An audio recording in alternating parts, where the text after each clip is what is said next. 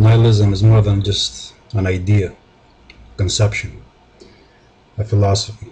It is rooted in human nature, in human emotion, in the way man faces reality. It is rooted in man's fear of the unknown, of what is not in his control, of what is unpredictable, what is chaotic, what cannot be reasoned with. Eventually it turns into an idea, conception. It becomes lucid, and from there it becomes an ideology.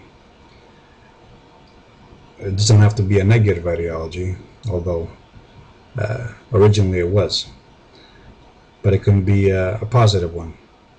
It can come bringing gifts, promises, offering worlds beyond this world, better worlds, utopian worlds projected in the future as possible, as comforting, as a relief, as a way of dealing with reality. At its core, nihilism is a desire to negate what one perceives, to deny the world as it is, to hope for a better one, for an alternative one, for a replacement world. And this is the way it is sold to the masses as a progression, as a progress, as a utopia. The communists took advantage of this, and now liberals are doing so as well. And in fact, to accomplish this, it must deny nature. So at its core, nihilism is anti-world, anti-nature, and anti-everything nature produces, such as sex, violence, greed, races, injustice, competition. Now fear can turn either to anger, which is a defensive mechanism, or it can turn into a projected hope, which vents anger as and replaces it with a hope for outcome, something more positive, according to the mind that is projecting. So it is always based on and rooted in human need. In this sense, this positive form of nihilism offers the mind the consolation that no matter how bad things are, or how wrong, or how evil, or how unjust, that everything will turn out all right in some hypothetical future where peace will reign, violence will end, nobody will go hungry, no lamb will die, no innocent will be wronged, and all will become uniformly happy.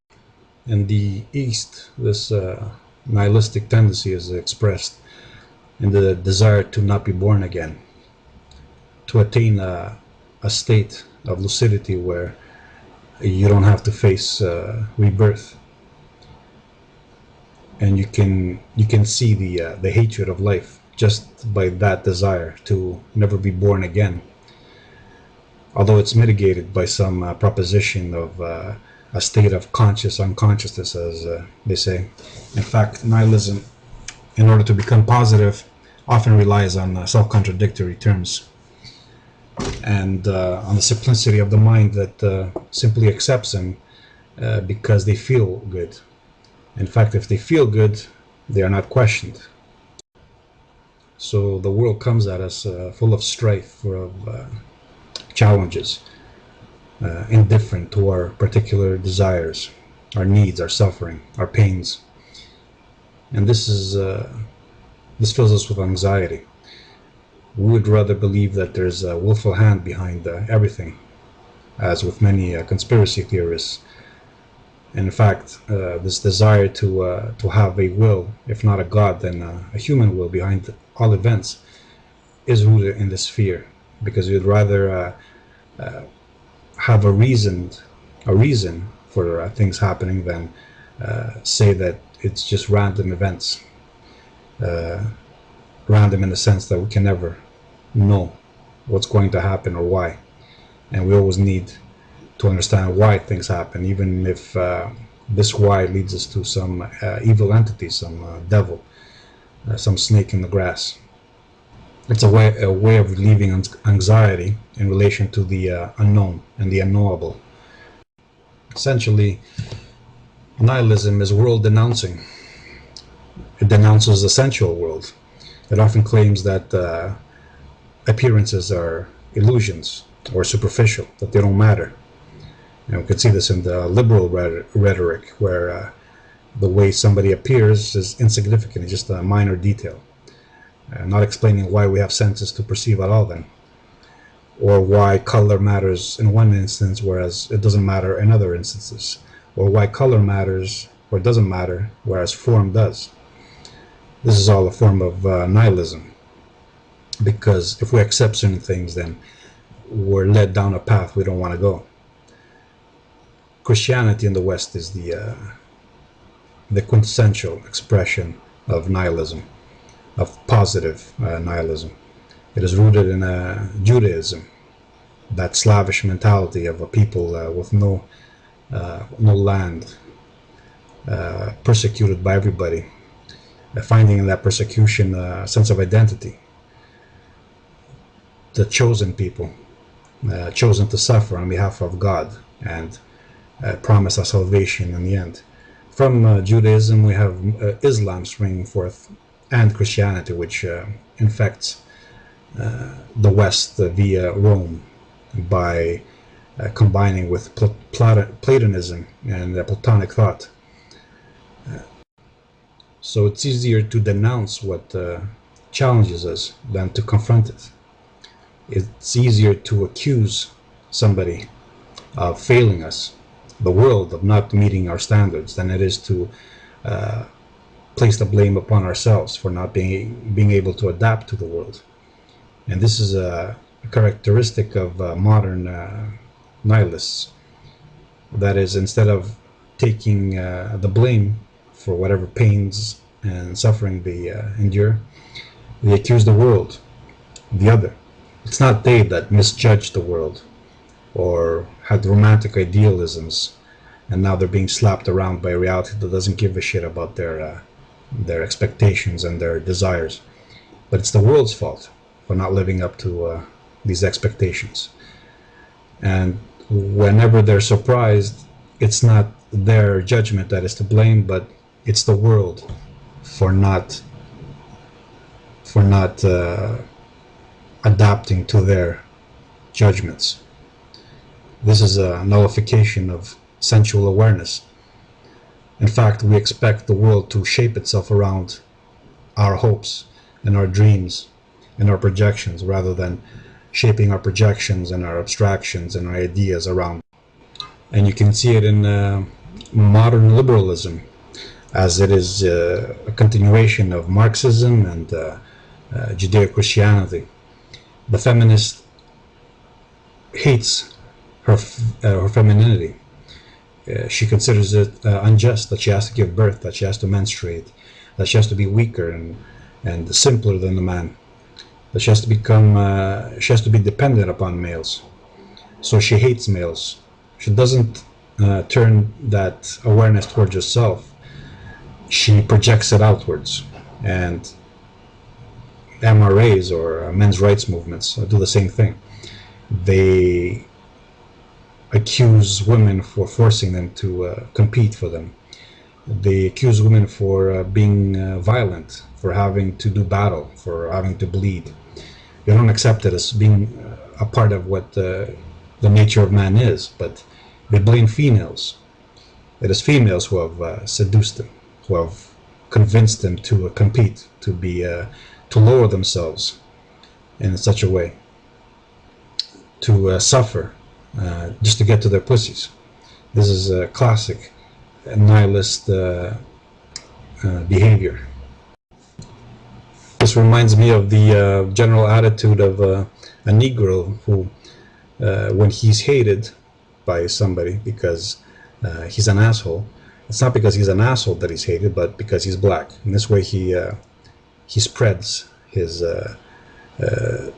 self-contempt, projecting it First of all, sharing it with others of his kind, making it less, and then projecting it upon the other as a vice. So it's not he who was an asshole, but it is the other for hating him and calling him an asshole, not because he is one, but because he's a Negro. And this is, again, classic nihilistic behavior in our modern world. And in fact, when we talk about nature, we talk about the sum of all nurturing. That is, we talk about the past. When we say nature, all we mean is the past. Everything that has determined us and has resulted in the manifestation of our appearance, what we are apparent as. And this goes back to metaphysics, of course. The past is what is denied in nature, and we see this in liberal dogma and in Christianity. The past is dismissed as irrelevant, inconsequential, not worth studying except as random dates, historical events with no emphasis on how it affects today's situations, how it applies today, how it leads to current circumstances. It's always detached from the present. It's always something we study in the abstract with no personal connection to it. In this way, a woman is not a woman because nature or the past determined her to be so, but it is men who convinced her that she was one. It's men that invent. We see the conspiracy theory here. The same goes for men. It's not that men are violent and competitive and prone to this behavior, which also results, by the way, in challenging not only other men but nature itself. But it is women that do this. Or the same goes for Negroes. It's not that there was something lacking in their nature based on their past, but it is that the white man kept them down. It was never their fault. They're just the victims. And this is another part of nihilism. It's the victimhood, the eternal victims of circumstances, of the world, crying out to some authority, if not God, then to some authority, some state, some higher power, whatever you want to call it, some even if it's an abstraction of power like justice or equality, like empty words. So let's recap. Man, or an organism, faces hostile to its existence environment, an unknown world, and it feels this as anxiety. This anxiety can either turn inwards as a form of self-hatred, insecurity, or it can be projected outwards as a hatred of that which makes us feel in that way, that makes us feel afraid. The antidote to this is, of course, hope. And the more fantastic the hope is, the more extraordinary it is, the more we are prone to accept it. And this depends on our personal tolerance levels, our cowardice, our endurance, or capacity to deal with a world that is indifferent to our needs and our expectations. The more weak we are, the more extraordinary the healing ball must be. So we can see in Christianity this fantastic solution to the existential problem, and the more fantastic it is, the more faith, blind faith, is required. And this makes the believer feel like he's sacrificing something, that no matter how ridiculous the idea is, it's because it's ridiculous that makes his faith all the more stronger. So nihilism is always anti-world, anti-reality, anti-existence, anti-aesthetics. It always seeks out a replacement, an alternative, something to heal the world, to correct it, because a nihilist thinks the world requires correction. It's not he who has to adapt to the world, it's the world that must adapt to him. It must be corrected to his needs. So there's two kinds of nihilism, which I will go through later on. For now,